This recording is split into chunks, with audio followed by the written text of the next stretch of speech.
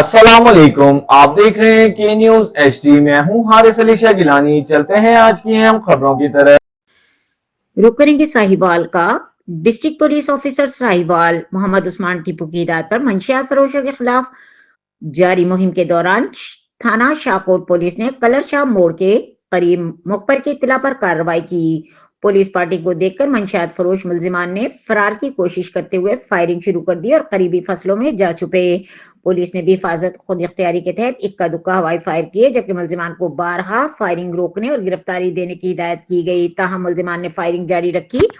Firing کے تبادلے کے نہ رکنے کے بعد پولیس نے بھی علاقے کی تلاش کی تو ایک ملزم زخمی حالت میں ملا، جس کی شناخت ظفر اقبال کے نام سے ہوئی، جو کہ ریکارڈ یافتہ منشیات فروش ہے۔ ملزم کے قبضے سے 1800 گرام 430 بور پسٹل برآمد ہوا۔ زخمی ملزم کو حسب ضابطہ کے گرفتار کرتے ہوئے علاج معالجے کے لیے منتقل کر دیا گیا۔